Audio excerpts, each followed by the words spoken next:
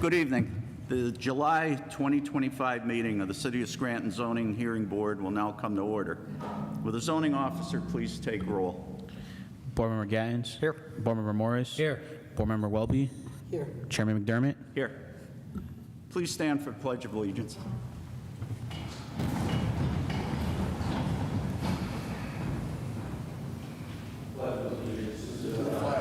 United States of America, and to the republic for which it stands, one nation, under God, indivisible, with liberty and justice for all.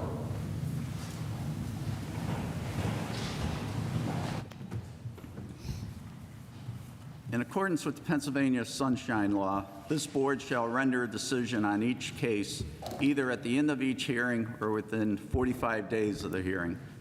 If you are to give testimony in the case, please come to the podium, raise your right hand, and wait to be sworn in. After being sworn in, state your name and address, then proceed with your testimony.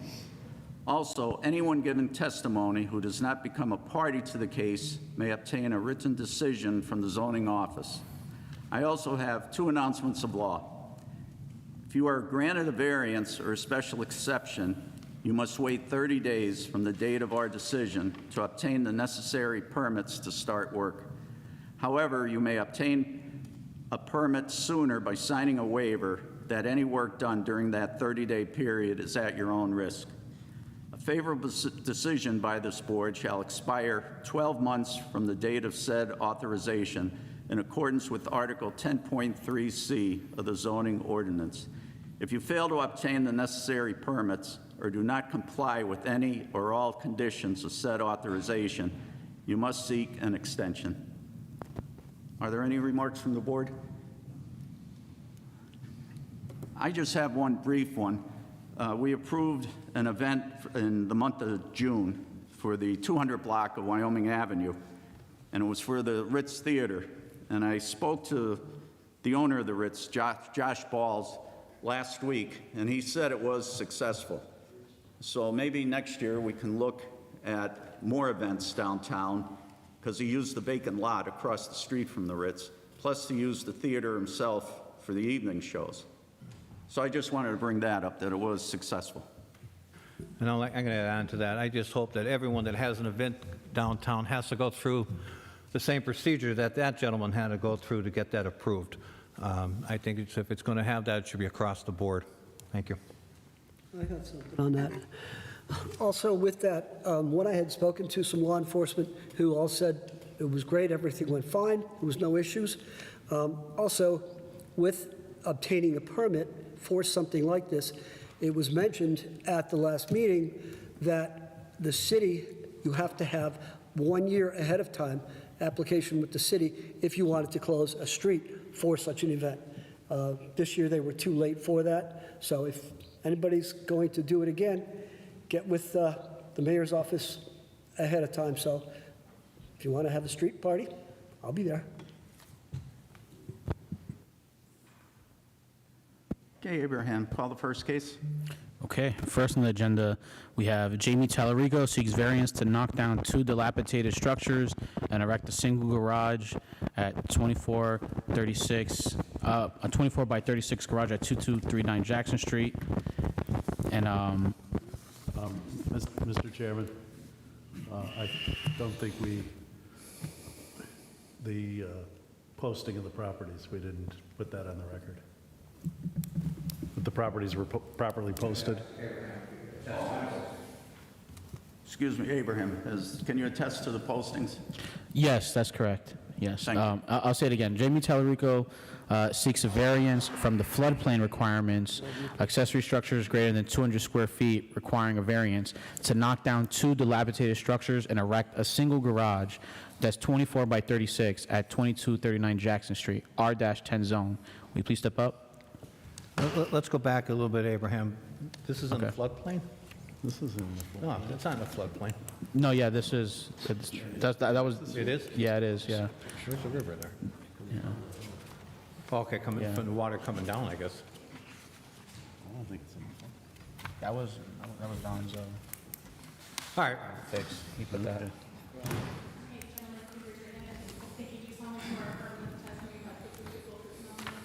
I do. Do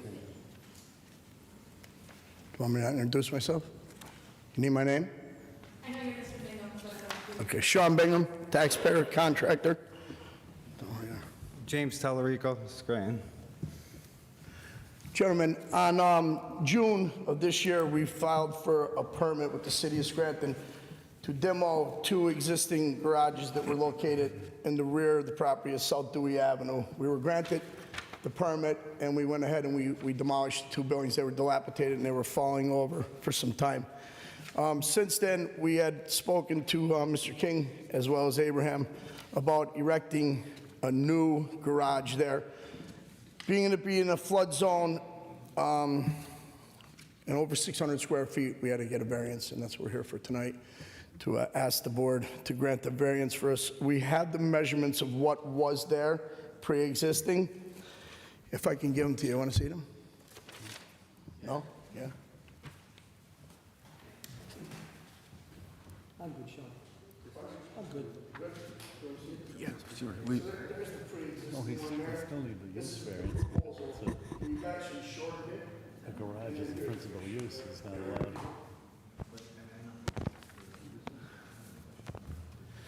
The actual size of the 2 of them was 1,030 square feet. We're going to be reducing the footprint to 864 square feet. We're also going to be adding more property to the next door neighbor. Right now, they only have 4 feet. We're going to be giving them 8 feet. And then on the right side, they have 4 feet. We're going to be giving them 10 feet. We're going to be pulling it closer to the building and a little bit, and 2 feet out to the road, but we have about 18 feet to the road. And also, the picture will depict, I believe we can actually build out to the house that's in line with it, but we're still behind that line as well.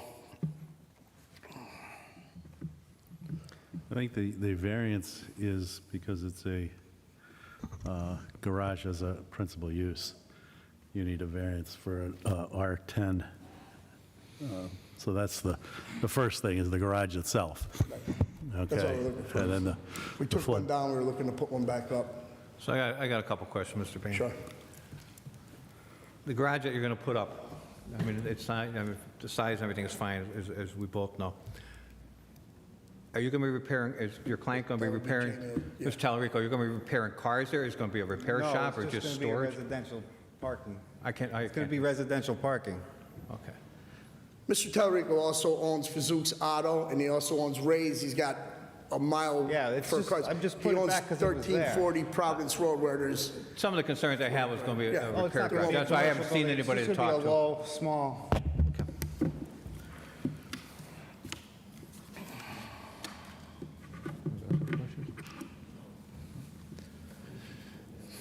are you going to store any flammables. vehicles that need repairs there? No, Now, what- Inside or outside? Now, what was there, I mean, it well, was just a small thing, and I figured I'd put it back and for the apartment upstairs. At the building, they could park in there or whatever. Is that your house? Do you own the house? it's a restaurant. I own the rest. It's a restaurant house above. Okay, Yeah. so you own that? Correct. All right, now, that's a little clearer for us. Yeah. So that goes from the front, which is Jackson Street, all the way down to the house that's on the, Yep. on the picture. He owns a mile. So the old one where if you went by, you see the chimney that's still standing? He only literally had 4 feet. That almost fell on that house. We're pulling that 10 feet. She'll have a 10-foot variance from her house to here, 10 foot. That's where we're going to start it. Yeah. See if there's anybody else. Anybody here like to give testimony? I'll make a motion. Second. Board Member Gattens? Yes. Board Member Morris? Yes. Board Member Welby? Chairman McDermott? Yes. Thanks. I vote 4-0, you've been approved. Thank you, gentlemen. Okay, next on the agenda, we have Federico Awakakama seeks variance to convert single-family home into a duplex at 1528 Wyoming Avenue, R-10 zone. Gentlemen, that's also 1528 Wyoming Avenue. We believed it to be a 2-unit all along, and they told us it was a doctor's office, and we asked for a CO, and they couldn't produce a certificate of occupancy for a doctor's office, so they made us come to zoning. However, we have a driveway that's a mile long, and we have a 4-car garage parked in the back, 2 kitchens, 2 meters on it. It's, you know, I don't know why we're here, but I guess this is the way it is. Sorry, but, you know, like somebody said it was a doctor's office. I've asked the neighbors. They said the one neighbor was there for 55 years. He says, I've never seen a doctor's office there in my life. So it is what it is. Here we are, and we're just asking to continue on with the 2 units, and we have plenty of parking in the back. If there's neighbors, we'll accommodate whatever, you know, their concerns are. That's all we have. I don't have any questions. Is there anybody here who'd like to give testimony? Let the record show no one. So before I vote, I appreciate coming just looking for 1 unit as compared, we usually get hit for 5 or 6 going in there. Just So the house is already that 2 units. that was an It's easy one, terrible. Mr. Bingham. I'll make a motion. I'll second. Board Member Gattens? Yes. Board Member Morris? Yes. Board Member Welby? Yes. Chairman McDermott? Yes. I vote 4-0. You've been Thank you, approved. gentlemen. I'm sorry I got this next one, too. I apologize. They were backlogged. They were backlogged. This was all, it wasn't am set I. up. Abraham set this one up. That's all it was. It's true. So, Next one, we have Mike Collada seeks variance to convert 2 units to a 3-unit home at 527 Willow Street, R-9 zone. this one's a little trickier, guys. We have, if you were over there, we have ample parking in the back. We have a garage, 2-car garage, plus we have 2 cars to go to the side. However, this is the issue that we have. We have in our possession a letter from Abraham, and it states that the Lackawanna County Tax Assessors has that as a 2-unit property. And we talked to Abraham, and he said, no, it's just a 2-unit. He said it doesn't matter if we have it registered. Well, I hold in my hand as well 2024 and 2025 rental registrations for a 3-unit. I mean, it don't lie. The papers don't lie. In 2024, the people bought it in 2023. They registered it in 2024, and then they went to re-register in 2025. Abraham denied it, and then shortly thereafter, it went to whoever, and it was approved. And when I asked Abraham why we have to come to zoning, he said that's just the way it is. I mean, it's, you know, we would have to go to zoning to limit for registration. So do we have rental registration, or do we have zoning registration? That's the $6 million question. Who does the registration? I think that's a question for you, Abraham. For rental or for rental. For rental, it'd be the rental office, so. Right, so yeah. if the rental has it registered for 12/31/2024, I'm registered for 3 units. That means all the way in 24, I'm registered for 3 units. Then I'm re-registered in 2025. My client has lost March, April, May, June, and July rent on this property because of your letter. So to correct this, if we approve this tonight, it goes to a 3-unit with the variance. Yes. Yes. See if there's anybody here. Is there anybody here who'd like to give testimony? Let the record show no one. Oh. Just one question. Where is the 3rd unit? It's, when you go up the steps to the left, it's split in half. So there's an exit out the front door, then the back has a full exit. So the upstairs is split in half. 2023, and I wish Mr. King was here, 2023, there was permits applied for and granted, and NEIC approved all the work, which means in 2024, when they applied for the rental registration, you want to see it? I have it. Want to see them? That's good. It doesn't seem too believable right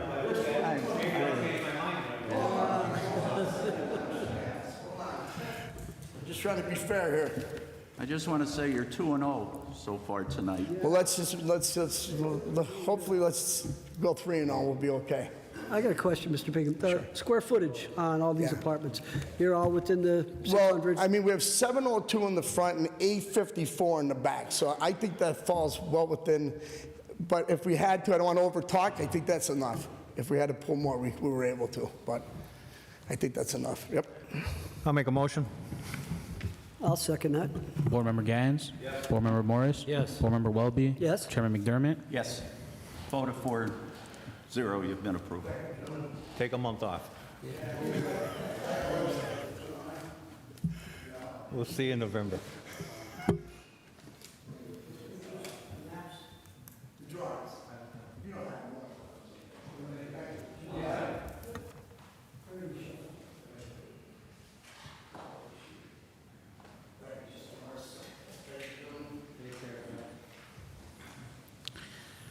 Okay, next on the agenda, we have Jose Figueroa. Oh, wait, we have to announce that number 4 is continued Okay, or so Ruck, or R-U-K-H, who was seeking a variance to construct a multifamily home on a vacant lot at Glenmora National Boulevard in the rec zone. They have withdrew their application, so if anyone was here to speak on their, as a neighbor to come and speak, just know that they withdrew their application, and we're just waiting till they submit one more time and appear in front of the board. But as for now, they just withdrew it, so. And have they withdrawn it? Or Yes. have they asked to continue it? They asked to withdraw their application, Okay, yeah, via so email. they would have to start over. Yes, via email, they requested that. Okay. That's good. If it's withdrawn, it's withdrawn. No, it's withdrawn. All right, next on the agenda, we have Jose Figueroa seeks special exception to convert mixed-use property into a 6-unit property at 403, 405 Cedar Avenue, end zone. Hey, my name is Jose Figueroa, Lake Harmony, Pennsylvania. Can you please raise your hand? Oh, yeah. And you as well, if you're talking, sir. Sorry? If you're going to speak as well. No, he's Attorney Franceschi.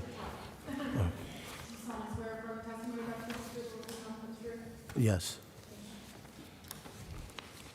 So let's start out, since you were here before, and we're Yeah. all on that case before, I think what held it up the last time, if I'm not mistaken, was the parking in the back. Yes. Do you own that property in the back? Yes. Come to find out we do. I have pictures of that jump, if nothing to bring them up, I can show you what it looks like back there and how it meets the land, so. So these are color pictures, I'll just briefly describe what they are to you.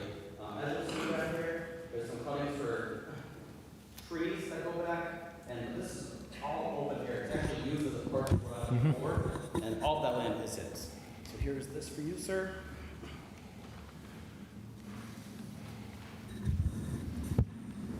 Thank you, sir.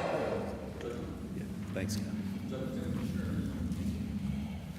Also, I want to know Google Maps view and the parcel view. So you can see it, let's start with the parcel view first. You'll see that Mr. Figueroa's land does go from Cedar all the way back to Rosenport.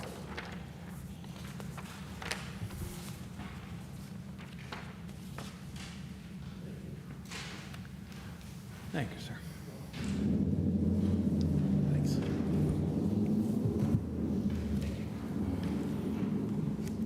Lastly, just to get a bird's eye view, it's not in color, but you can see the 403, 405 property, and where these trees are that meet the land, that's all of his land back there, open space for parking, example.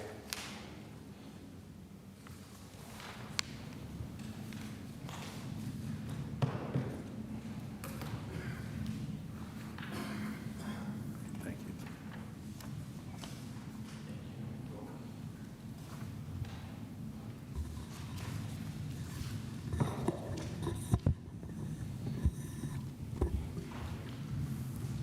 So I think the only question we had coming out of the last meeting when you were here was the availability for parking. Yes. I think everything else, we're satisfied with what your plans were and everything. Do you know how wide that is? I grew up right there. I knew you had the... Okay. I was pretty sure it was yours. Yeah. Do you know how wide that is? I'm sorry? I'm not quite sure how wide it is. I think you asked for an 8x20 parking lot last time we were here. I didn't write it down. But I mean, more than you that. you asked for, you said we sort of few back there. I think we could get all 6 back there. You can't guarantee it, but there's more than 3. No, this- And you're putting six units in the building, if I remember correctly? Correct. So I'm going to ask a question, because when I went down there to look at it, I know your steps are like this. What's left of them, are you going to put some kind of... Yes, we're going Yeah. to fix that. I don't have any more questions on this, if anybody else does. We have to put a contingency on, we're going to have them pave it. I would like to see the parking there before we approve something, but... That's fine. I mean, we talked about, this is your 3rd time here, I believe. Yes. And the issue, as Mr. Gattens said, has been parking. Yes. And I would really rather see it done at this point. That land should have been cleared before didn't you wanna came put back. your We don't money- want to touch anything Yeah. until you guys It's already told been us. converted over, all the gas Yeah. is hooked up. So I advised my client, that's the holdoff here. So broke I mean, in, they broke stuff, remember? back there's a fence actually. And on the fence, it says private parking. There's a camera sign there. So that is a parking spare space. Yeah. The only thing he has to do is have a couple guys come in there and pull out all the trees and some of the greenery, and that's a parking space. I mean, he was eager to do it last time, but I just wanted to get a clear approval Yeah, here I don't before I want to told touch him putting more money anything. into the Yeah, property. Yeah. We're going to put a contingency on it, and naturally it gets all cleaned out, and we're going to ask you to pave that parking lot, Okay. whatever spaces there are. So you need 9 by 18 for your spaces, 9 foot wide, 18 foot deep. You have the depth and everything, so, and there's a buffer going to be required on each side. Is it 4 feet on each side? 8 foot total buffer? Correct, yeah. Sounds right. Double check, yeah. What section is that? End zone, neighborhood city districts.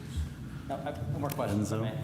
As far as the approval, the conditional, is it possible that the way it was, they had gravel in there? So would that be suffice, or it has to be paved? We want it paved. Okay, I understand. Because what happens a lot of times, you put gravel in, and nobody takes care of it, it becomes a swamp.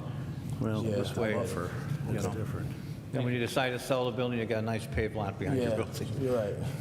Usually the lookers just like a fence, greenery.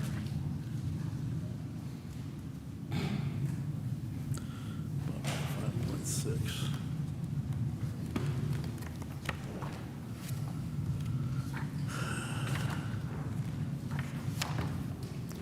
Wouldn't it be the same as the setback for the houses? RN, there's nothing.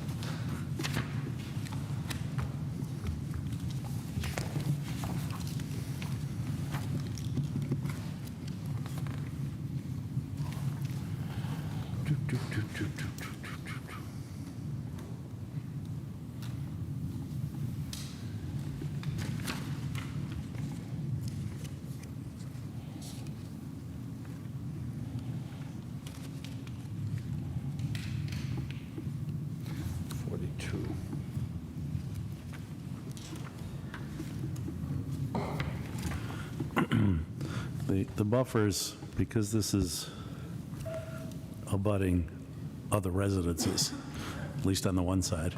You got Cedar Avenue and Rosen Court in the back, but on the two sides,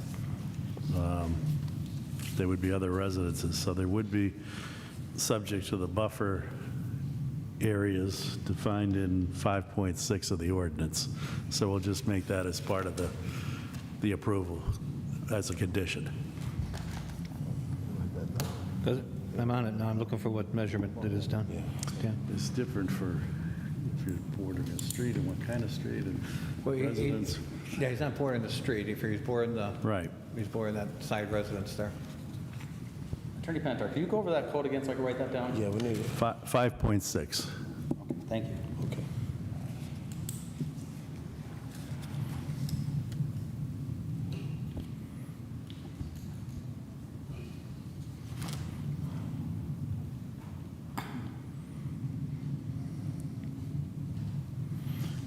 Because this, now I'll read it to you.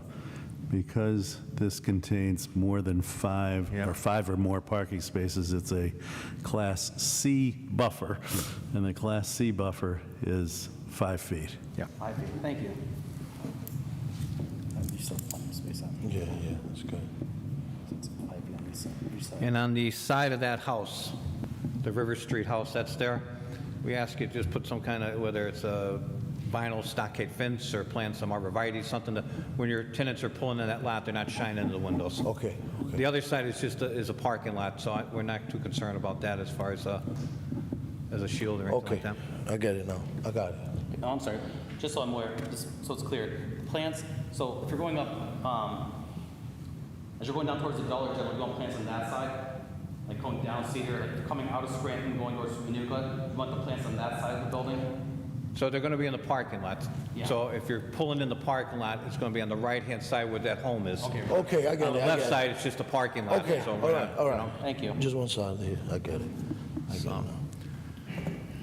Anybody else? Anybody else here? Is there anybody else that'd like to give testimony? Let the record show no one. Okay. I'm going to make a motion with the contingencies that we just spoke of to pave the parking lot On the right-hand side, which would be the north side of the parking lot, some kind of shield, a 6-foot vinyl fence, or arborvitaes, not 3-foot ones. Let's get a little bit bigger, get into 6 foot, so any lights pulling that lot are not going to be shining into the residents that live there. And you also need that 5 foot on the parking lot side. So squeeze as many spots as you can, 9 by 18 into them. So I'll make a motion with those contingencies as spoken. Yeah, I'd prefer 6-foot fence. Okay. Second. Board Member Gattens? Yes. Board Member Morris? Yes. Board Member Welby? Yes. Chairman McDermott? Yes. Vote of 4-0, you've been approved. Gentlemen, thank you very much. Thank you. Thank you. Okay, next on the agenda, we have Lace Building Affiliates seeks variance to waive Section 4.2 floodplain overlay requirements that require flood vents and 2 walls in new construction at 1315 Albright Avenue, LI zone. We're going to get Don in for this one. Yeah, yeah. Just give me 1 second. One second. Don wants to be here for this one.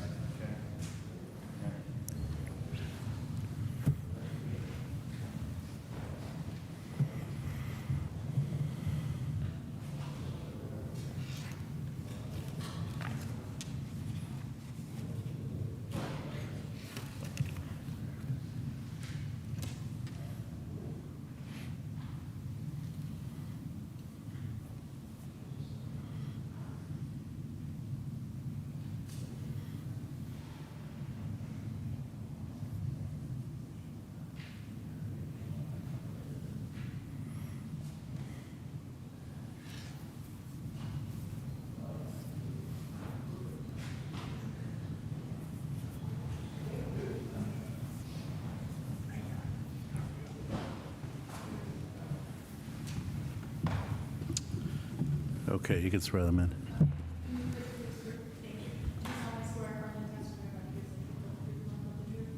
I do. Yeah. Please identify yourself for the record. Hello, Donald Rinaldi, developer at Lace Village and part owner. David Johns, professional engineer. David Johns, professional engineer. So thank you for your time tonight, board members. We're here tonight to ask for a variance on the flood vents on the newly constructed townhouses at Lace Village. I'm assuming in your packet you saw the letters from our engineer. I want to stress that we are meeting all code requirements. We are simply asking for relief from putting vents on either side of the buildings and putting the appropriate amount to meet the code per square footage on one side of the building due to constraints within the buildings themselves. Most importantly, I just want to note that we went above and beyond in the construction of these foundations. We were built 10 feet above the floodplain, and I'll let the engineer speak to the construction and his calculations that if indeed there was a 100-year flood, the walls were built to withstand, flood vents are not, withstand the full pressures to a full 100-year, 10-foot high flooding event down there. Dave, if you'd like to just speak, if you have any questions on the foundations.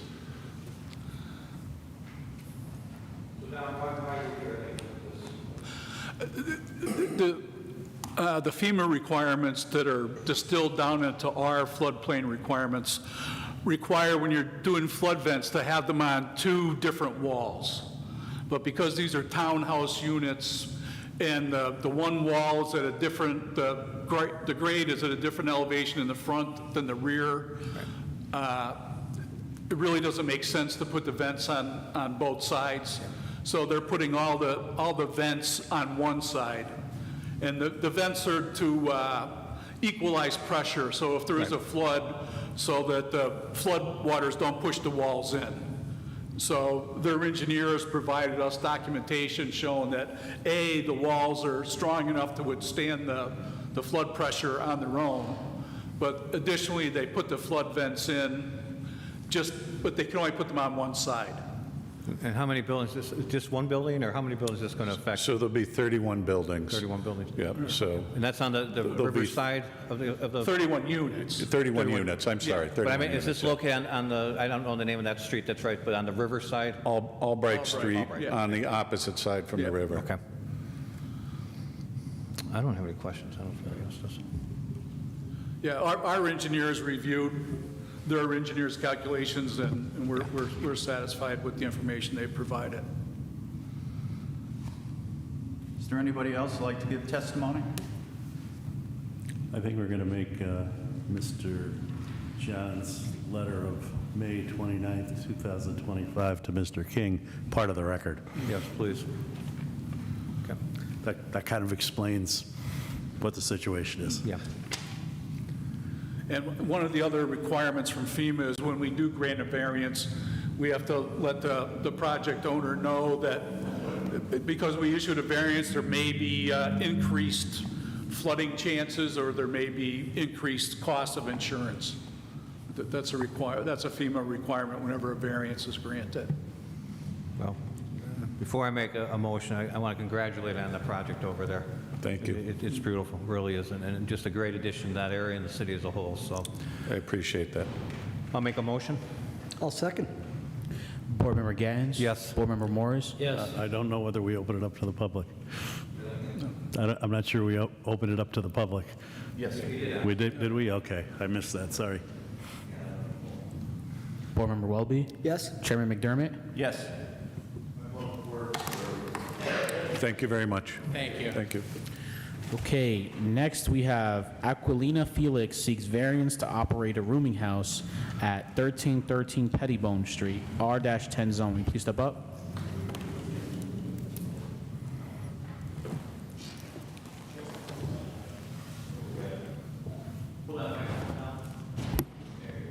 I am Aquilina Felix. Do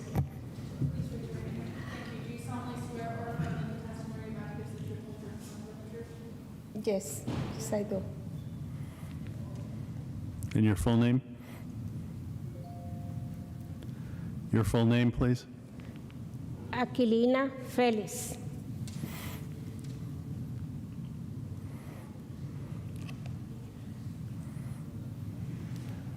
Go ahead, you may proceed. Okay. I have a property in 1313 Pettibone Street, and I came here to request, if possible, to become the house and roommate because of the house is very big, and they have, it's hard for people to rent it out the way it is because it's hard to pay the amount of money. It's too much money to pay for one family, unless it's a huge family. And it's a lot of people looking for one room because of their work, and they are alone, and vice versa. It's more people that you thinking, looking for rooming house. And I keep the house in good condition, nice, clean, 4 cameras around the 4 corners, and I have the space to make a parking garage for 6 cars, plus the front 3 cars. I have a question. Can you tell me how many units or people are living in the house at this time? The house is 2 family. How many? At this time, 2 family? yes. It's 1 family, 2 bedroom, and the other family is 6 bedroom. There looks like there's 6 or more entry doors. So that would just lead me by, I look, A duplex house, not together. The 2 family room, they have everything separated from the other side. Nothing to do to each one. So, me, Evan, and Robin, we actually inspected the home. It is a duplex as like just as what it is as it stands at the moment. All the doors that you did see, a lot of the times those doors led into, they were just extra doors that led to the outside from the units. Some of those, like maybe, I think, if I remember correctly, 2 or 3 of the doors that were on the second floor, on the left side of the house, if you're looking in front of it, on that porch area, those doors led to some of the individuals' rooms, but they also had access. They had another door that led into the rest of the building to access the kitchen and the bathroom. What zone is this? This is an R-10 zone. R10? Do you have parking? How many individual rooms are you looking to put into that house? In the video, 6 people. And I had 3 in the front, 3 parking garage. No, let's back up a little bit. Hang on a second. How many individuals are you going to look to have live in that house? Right now? No. If you got this variance, Yes. how many people will be living in that house? How many rooms are you going to rent out? 6 people. So how many do you have living there now? 1. There's only one person in that house? Yes. Well, there's 2 families. Yeah, so The others I rented out, they live a mother and her daughter, but nothing to do with the side I requested to you to become a roommate. Now I'm really confused. In the roommate house, Okay, so It's let me only ask one you a person. question. So there's 2 units. yes, Okay. One unit has a family in it, you said? yes, Are they staying? yes, And the one you want to put the rooming house part in is this unit? 1 person. Right now, that was a misunderstanding with the inspector and I, so that was 6 people living in the house before. Right now? Now? Before, yes. Okay. Some of them are waiting for your decision to coming back. Still, they have their belongings over there. And because they love the house. See, you have me more confused than I was before I got here. So you're saying if we grant a variance to you tonight, we give you the okay, there's only going to be 6 people living in that house? Yes, 6 people on the one side and a family on the other? yes. 6 people only On one side? on one side. And the family staying on the other? Yes, Okay. Does that help? And now I got it. Yes. Yeah. How many parking spots do you have? Nothing on the street. Can't count the ones on the street. okay. In the back, I can make easily a parking garage for 6 cars. Hang on a second. I got pictures. I don't know about that. I don't think you have that.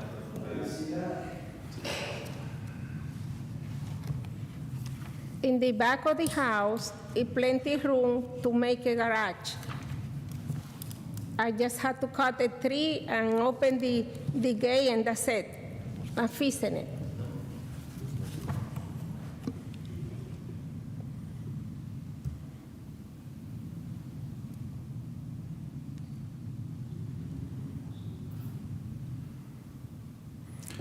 I think she needs 1.1 spaces per rooming bedroom. So she needs 7 plus we have the family on the other side, which is another 1. So she needs 8.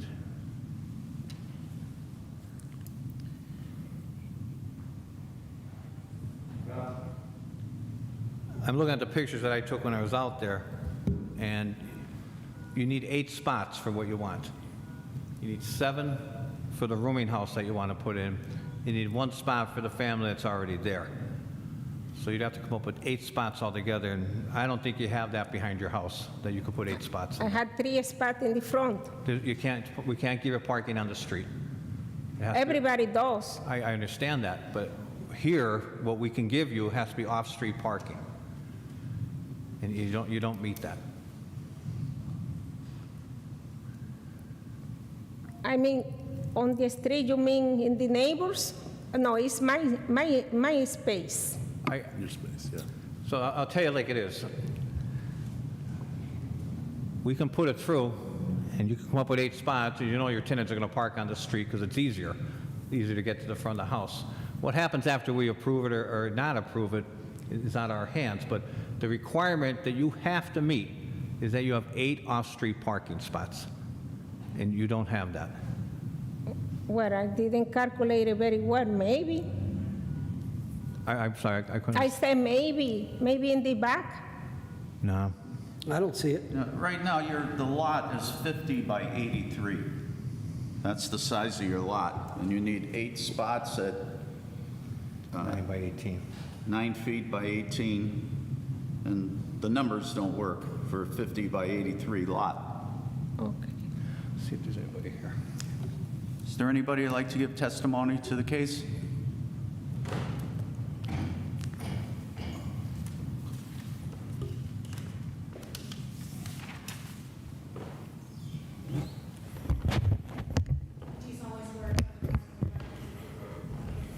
Yes, I do.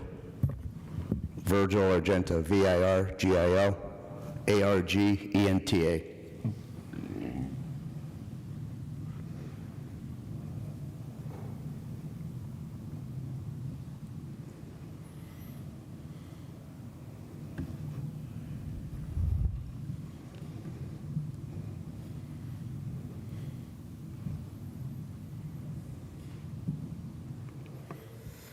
I live in the immediate vicinity of 1313 Pettibone, and I'm here to formally, respectfully oppose the application to operate a boarding house at that location.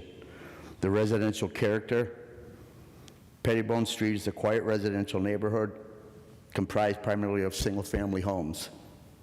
The proposed use at 1313 introduces a level of density, transiency that our neighborhood doesn't need.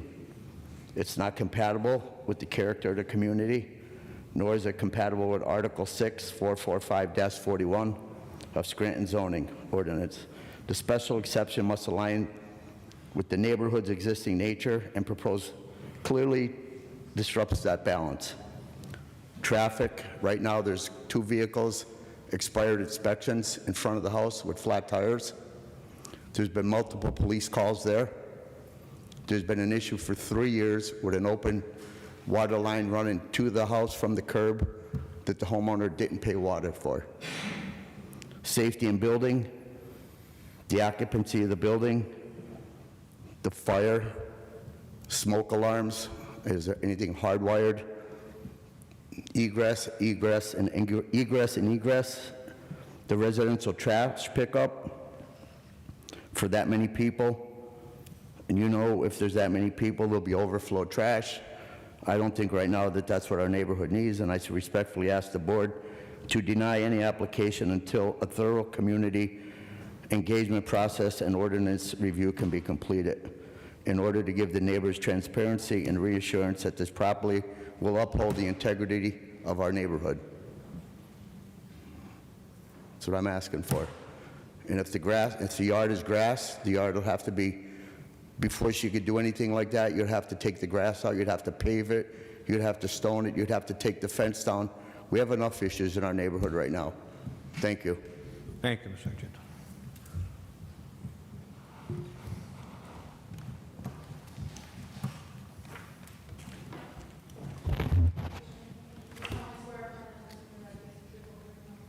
I do. Michael Mancini, M-A-N-C-I-N-I. I live on the 500 block of North High Park Avenue, which is about a block and a half away from 1313 Pettibone. Virgil Argenta and I met the owner at the end of January of this year. She was struggling with a piece of plywood and there was snow on the ground. So we stopped and asked her if everything was okay, and she said she was having an issue with her water. We lifted up the board and there was a cylinder that went down about 3 feet. So I made a couple calls, Mr. Argenta made a couple calls. The following day, January 28th of this year, PA Water was out, and then they hired Rossi Reuter to come in and take a look at the current situation. Since this owner had purchased the home, she did not have a water meter there. No water meter, free water, and she's had issues with tenants as far as the magistrate and trying to get them out of there. It's not a good property. Again, there's been several police calls there and gang activity. Thank you. Thank you.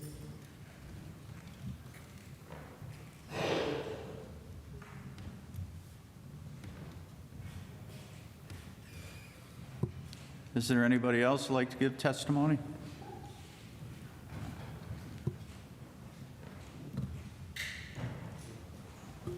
I'll make a motion. I'll second that. Board Member Gattens. Due to the fact that you don't have the required parking, I'll be voting no. Board Member Morris. No. Board Member Welby. No. Chairman McDermott. No. By vote of 4-0, you've been denied. Okay, next on the agenda, we have Floyd Selly seeks to appeal rooming house violation letter at 749 Harrison Avenue, R-10 zone.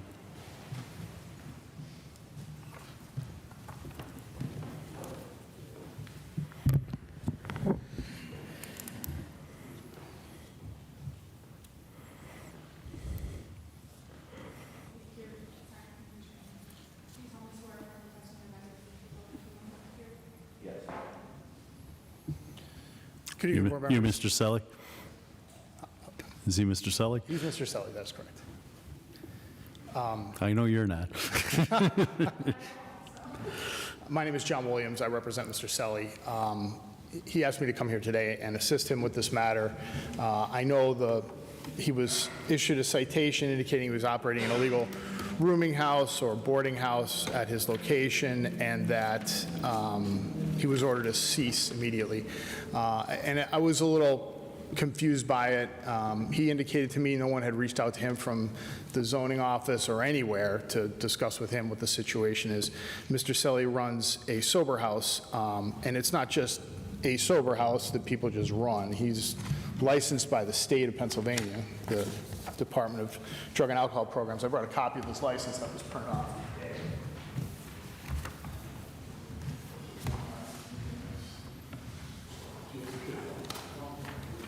Thanks, John.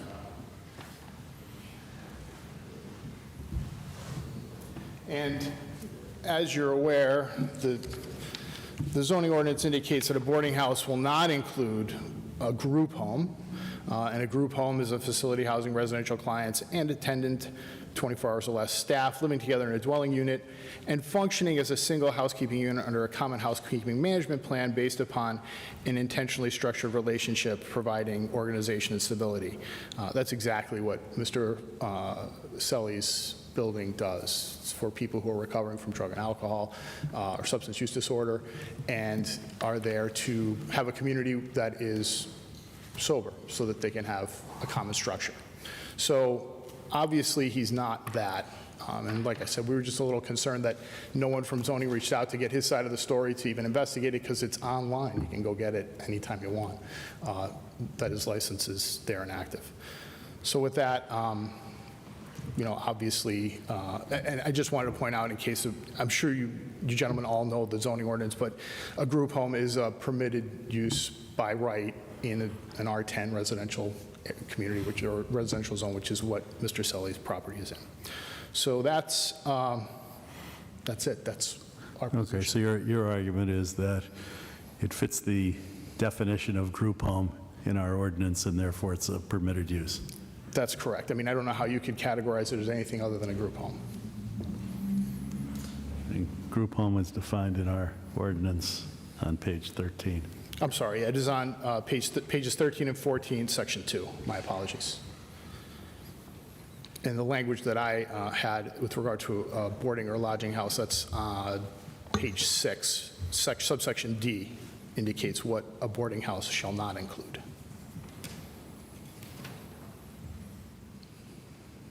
How many residents are in there? It's licensed for 5, which is actually on the license that you have. And I don't want, I mean, again, you gentlemen understand the ordinance, but if you have under 6 residents living in a group home, that's considered family for the purposes of parking.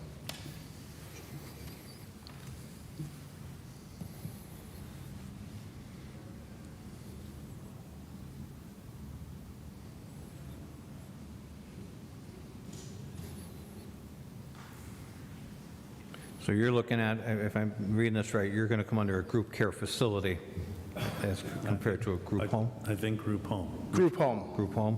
Yes, sir. So is there an attendant there? Is there staff there in that home? My client resides there, and he's staff, for lack of a better term. He also has an individual that he does employ that comes occasionally and does provide services. Now, is this strictly male, strictly female, or mixed? Strictly male. How long have you been doing it? How long has it been there? I've been doing it 13 years. In that same location? In that location, 3 years. He's been licensed with the state since the beginning of 2024, I think, or might have been April of 2024 when the license was first approved. So, Abraham, how do we get here? So we got reports from neighbors in the area about it being a rooming house. I sent a letter, which, by the way, that's our way of reaching out. We send a letter. You're supposed to come back to us and say, hey, we're not doing this. The only response I got was the zoning hearing board application for the appeal. But yeah, we sent a letter out for a rooming house. We could have been solved if we were let in, but we got the appeal and that was our decision to make. So we got to follow up with that. And yeah, that's really all. That's where we're at. So the group home never registered with the city? As far as I know, it's registered with the city, and the city is aware of what they're doing there, yes. But the group home never registered with the city. I'm reading here, the group home shall register its location, general type of treatment, care, maximum number of residents, and sponsoring agency with the zoning officer. Such information shall be available for public review upon request. Are you reading from, I'm sorry, which provision of the agreement? This is under group home, page 97 Oh, okay. of our I ordinance. was looking at the definition. I don't have the entire ordinance in front of me. And they also mentioned parking. I don't know how your parking, they want one off-street parking space shall be provided for each employee on duty at any one time, and every 2 residents of a type reasonably expected to be capable of driving a vehicle. I I'm don't not know sure if that's what- been addressed. Okay, so parking. as indicated in the statute, he has less than 6 individuals there, which is considered a family. So, our position is he's got 2 off-street parking spots. Is that correct, the garage? 2 off-street parking spots. That would be one for the family, one for whatever staff's on duty. That would be typically him or his other individual may come from time to time. So again, it's our position he has sufficient parking spots based on what you're indicating to us. But again, we were not notified of any parking deficiencies. We were notified of this is a boarding house or a rooming house or a lodging house, and it's a group home. I mean, that's why we're here.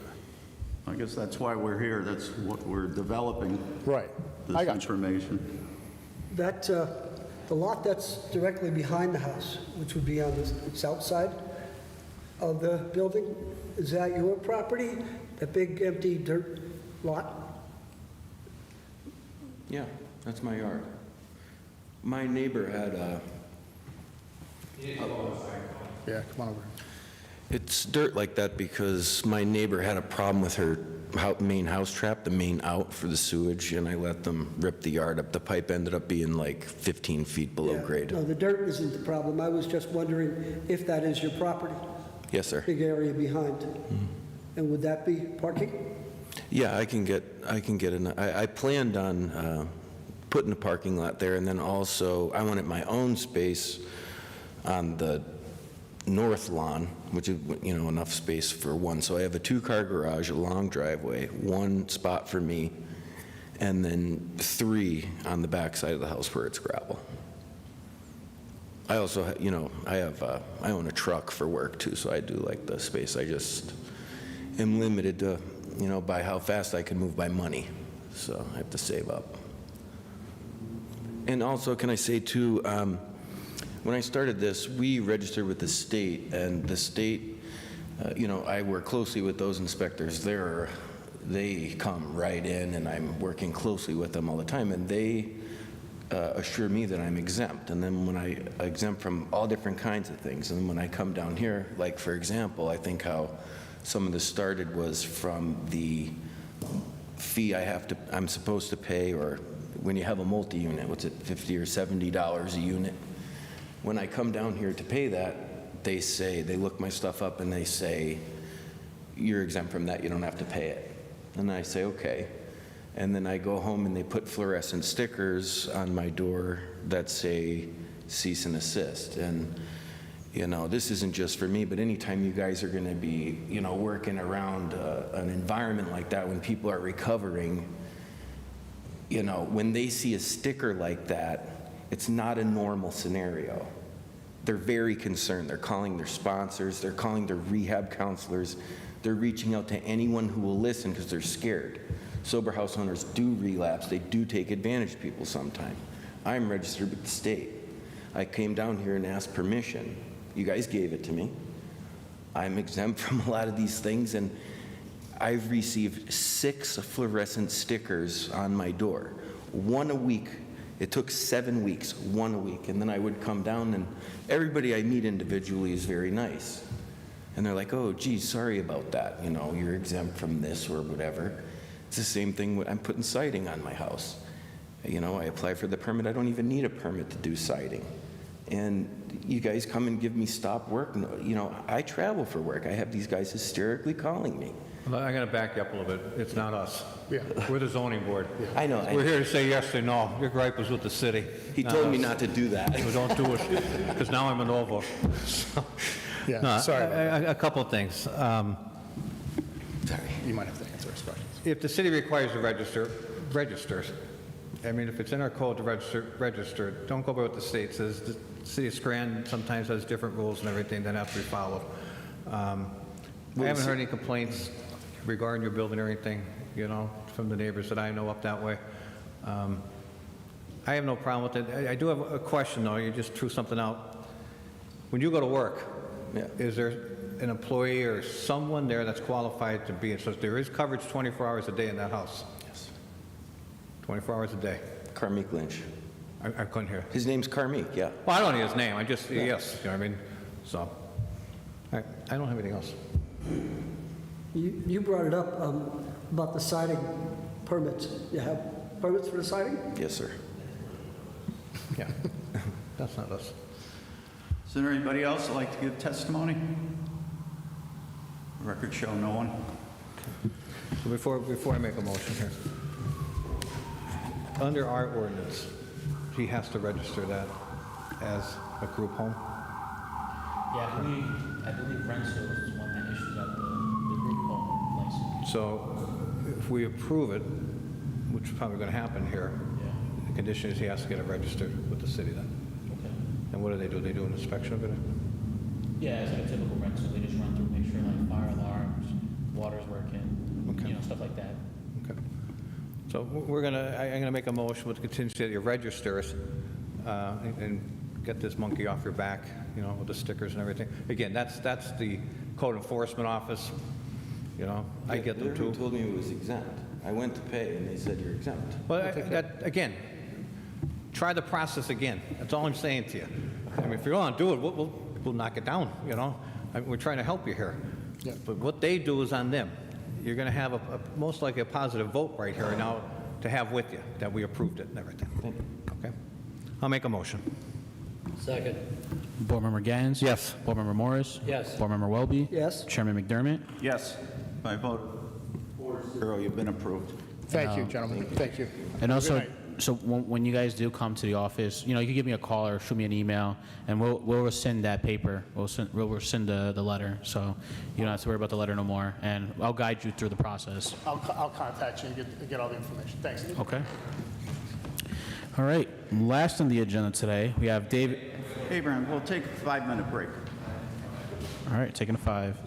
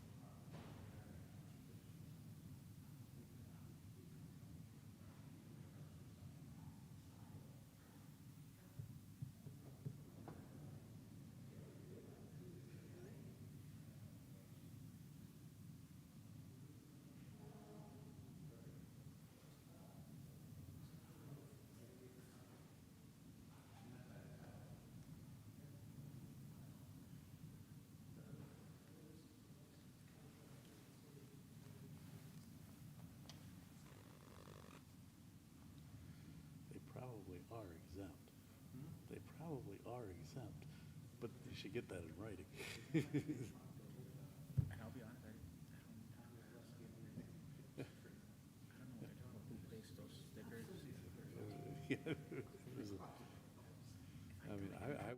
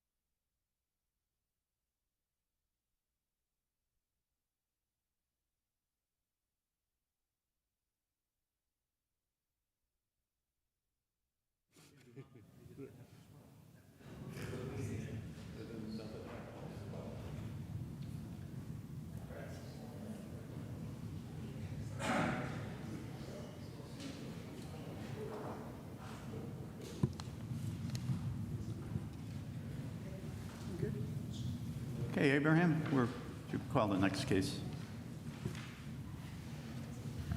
Okay, last on the agenda today, we have David Paramo seeks variance to allow for the use of an auto repair shop with car inspection capabilities at 1016 Rear River Street, R-9 zone. Will you please step up?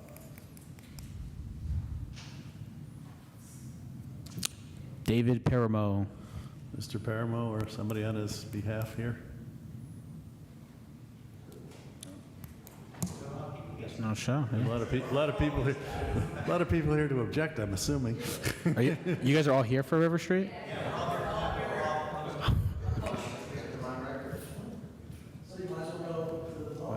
Yeah. Come on down.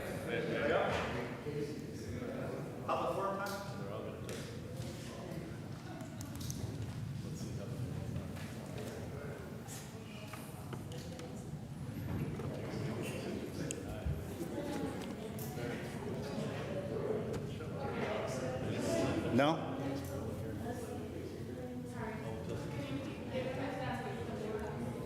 Okay. Okay. I do. My name is Joe Bone. I live, well, actually, I'm representing two properties that are right close to this garage. One is my current residence, which is directly across Coyle Place, or Court, whatever it's called, from the garage that's in question. And this is what the old Gattens, if you guys are familiar with that. And then my mother's house, which I actually am in the process of moving into, backs up to the same, to Bowling Court, right there by the garage. So I'm representing those two properties. My nephew owns a house 2 doors down. He couldn't make it tonight, so I'm representing him as well. We've got a lot of concerns with a car garage opening there.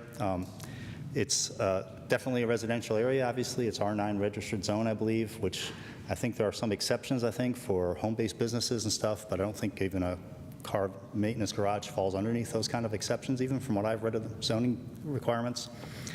It certainly would create a lot of noise and traffic, definitely during all kinds of different hours. I don't know what the operating hours of this would be.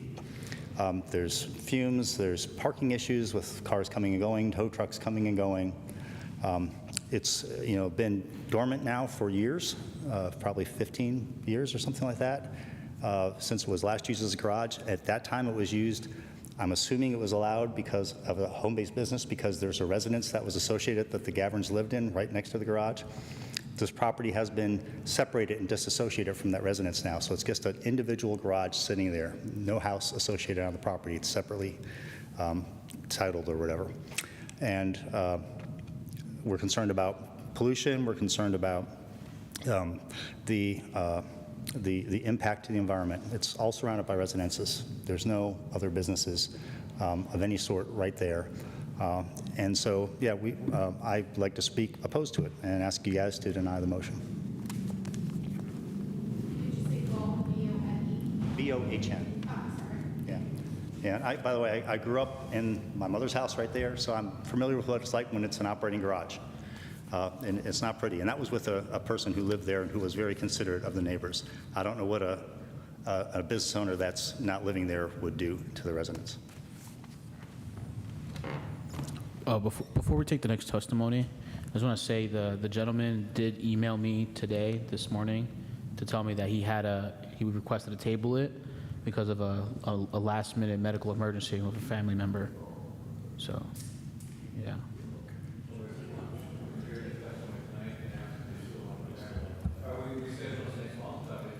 Yeah, we have to, yeah, that's correct, to August. Well, what we'll do is we'll take your testimony because you're here, and then we'll reschedule for next month, and you're welcome to come back to hear what he says, and but we'll have a record of your testimony to start with.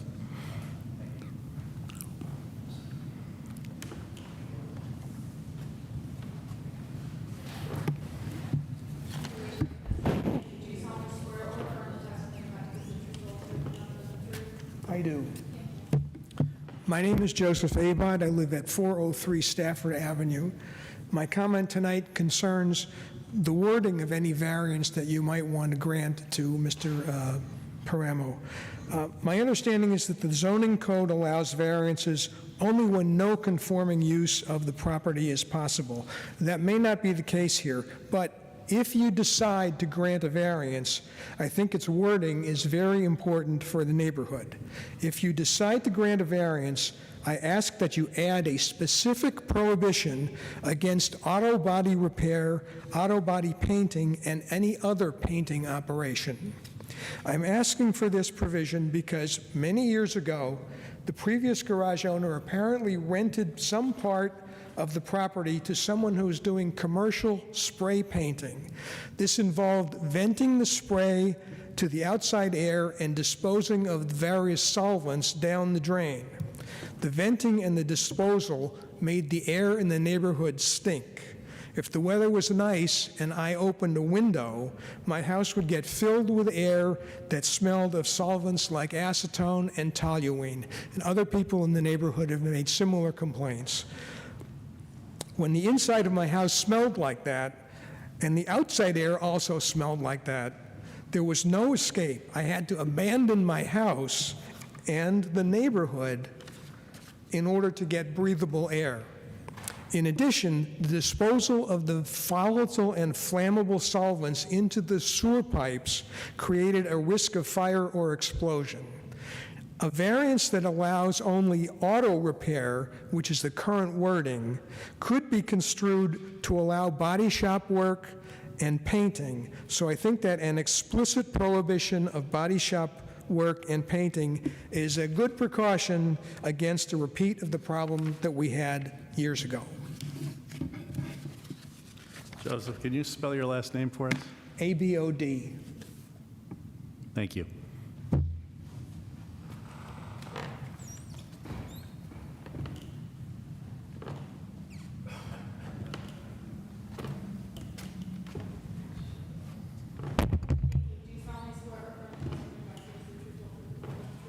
I do. How you doing today, board? My name is Cesar Jimenez. I reside at 401. My name is Cesar Jimenez. I reside at 401 Stafford Avenue. I have a full-blown view of the facility right behind. I'm here to speak about it. I believe that personally it shouldn't be what it wants to be. It's going to be an auto body shop. And my concerns is that I have people in the house that reside. I have my fiance and my mother-in-law. They both work at the house. They both work in corporate jobs, and they answer phones all day, every day, Monday through Friday. The noise that we already get during the day already makes the customers very upset. The noises of the constant music blaring when cars pass by, you know, the everyday things. That's common, that's understandable. But then when you're putting a body shop or a repair shop right behind where we reside, and there's going to be constant noise, constant music. I also have a grandfather. He has hard of hearing, but sometimes when he hears certain things, it's an irritating sense to him. And it's something that's very bothersome to both me and the people that reside in the neighborhood, in my household. And I want to speak up and tell them that, you know, I understand it's a business. People have things to do, and I'm a man that understands that. I'm a man that loves cars myself. When I heard that there's going to be a garage behind me, I was ecstatic. But then, you know, talking to the neighborhood, understanding what comes to it, you know, all the noises, all the people it brings, the amount of cars, there's not even space behind there. You could barely even drive. You know, there's kids that play, that run. There's people that, when it comes to cars, they love modifying their cars, amping the cars, making it go fast. What do you think is going to happen when they come down our block? I'm planning on having kids, and I don't want to fear for my kids to run out in the street and, God forbid, get hit by somebody going to the hard body shop. No. You know, thank you. I appreciate your time.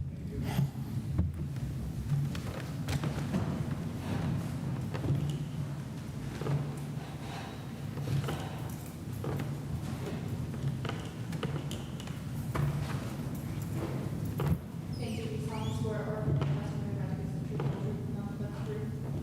Yes. My name is Robert Olekna. I reside at 441 Stafford Avenue, and I had concerns about this place. This place hasn't been in operation in probably 14 or 15 years.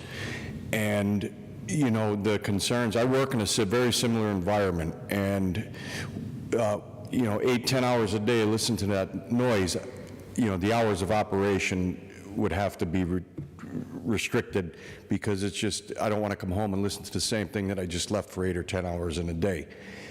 I think that we live on a busy enough intersection and street the way it is now, and parking is at a premium.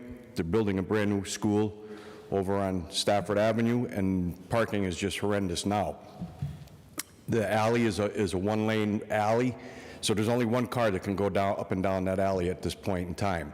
So parking, what would you do with the overflow of vehicles for this? If they were keeping cars overnight, naturally you have to leave the vehicles overnight to get worked on or whatever, but the overflow of cars, the noise, the air guns, the air compressors, the hammer drills, all of that's all has to be taken into consideration. When we come home from work, we don't want to listen to that. I've listened to it for the whole day. And yeah, I know, I understand everybody has to make a living, but the thing is our residents is very important to us, and I think that tranquility is probably better. You know, like I said, this place hasn't been in operation in quite some time. I do remember when we lived there about 35 years, and I remember when they were doing that with the body shop. It was just, you couldn't even sit out on your porch because it was that bad. And he's telling the truth there. And you know, there's a lot of young children in the neighborhood. My concerns are, what are they going to do with all these used tires, parts, exhaust systems like this? Do we have to look at all of this? So that's what my concerns were. And the hours of operation, I think that that all needs to be taken into consideration. I have a question. I know with the residents here, most of you are probably here to oppose it. It's a beautiful building. Obviously, he just did some nice work to it. What would you think that they could use with that to make it a usable building? I mean, not that it matters, but just asking a question. You know, I don't know. I don't have an answer for you. That's you fair. know, storage, I really don't know, you know. Just maybe because in the future, someone else may come up and ask for something to use it differently for, rather than just an auto repair business, which I don't think it's going to make it tonight, but just someone may in the near future come up, ask for a variance for that building. Well, and if that was the case, I believe the hours of operation have to be very limited. I mean, whatever it would be, sure, hours of operation. Noise is obviously a concern. I don't want that noise in my neighborhood either, but just discussion. Right. That's all. Thank you. Just a second. Let me see if there's anybody else who'd like to speak. Okay. I was just going to say, I don't think it's our job to come up with what a proper use for that building is. I mean, it's in a residential area. I think your zoning regulations dictate what proper uses of buildings in residential zones are for. So, yeah. Well, we can issue a variance. I mean, it's required With justification and value, but I don't see any justification and value.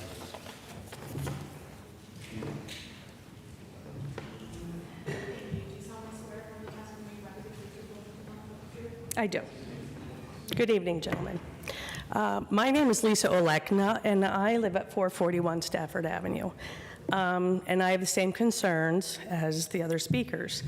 We're worried about the traffic, and because it is an alley and our yard goes right to the alley.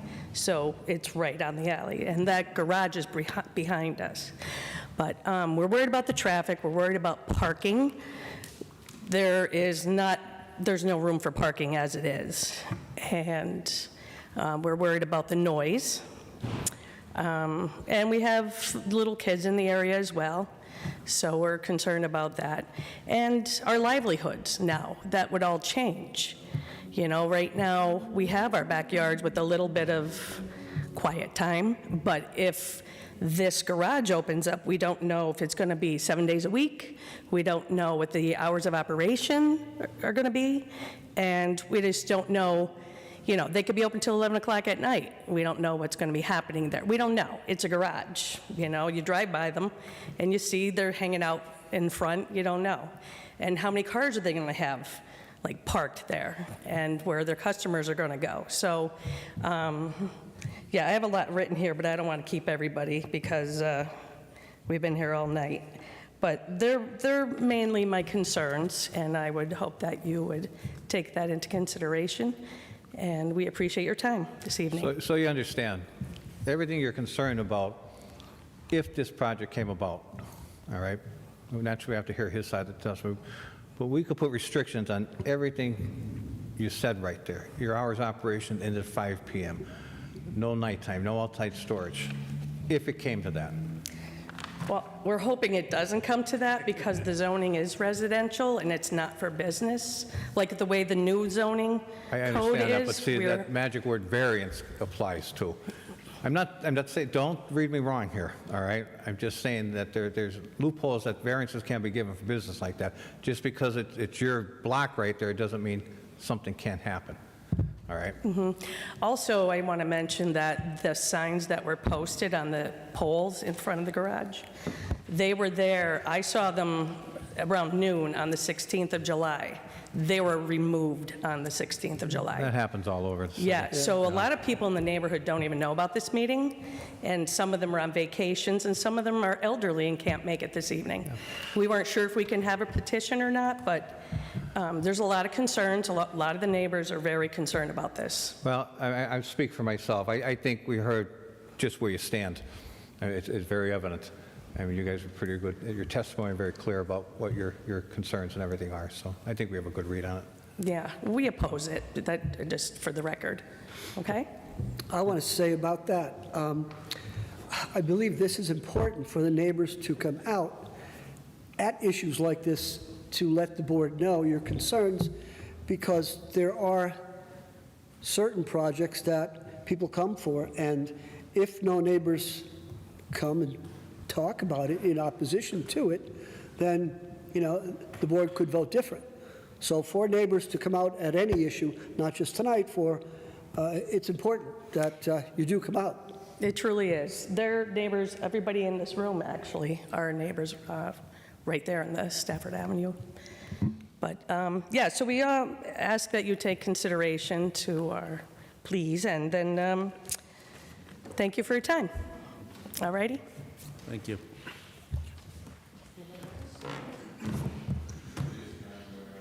I'm going to say we probably should vote based on the email that was sent to Abraham to put this back on the list for next month. Would you understand if it doesn't show up next month, the case is over? That's right. I'll make a motion. Contingency. At the request of the applicant, through an email to our zoning officer, to table this meeting, to table the hearing, the rest of the hearing until next month, with the contingency, if the applicant fails to appear, the case is done. Also, with that happening again, everybody is invited, of course, to come and speak Let's finish our at that vote. point. Let's finish our vote. Okay. I need a second. Yes, okay. Abraham? Board Member Gattens? Yes. Board Member Morris? Yes. Board Member Welby? Yes. Chairman McDermott? Yes. Done for tonight on the case. As Mr. Welby stated, you're invited to come back next month, and maybe you should. I'm sorry, So we're done for tonight with the case. We heard your testimony. It was good testimony. And I put a contingency on it that if he doesn't show, then the case is over. Like it will become, we'll vote on it, you know, but it'll be over. Pardon me? August 13th, I'm pretty sure it is. Yeah, second Wednesday of the month. This one got pushed back because we didn't have enough for a quorum last 2 weeks ago. So, that's it. Motion to adjourn. Adjourn.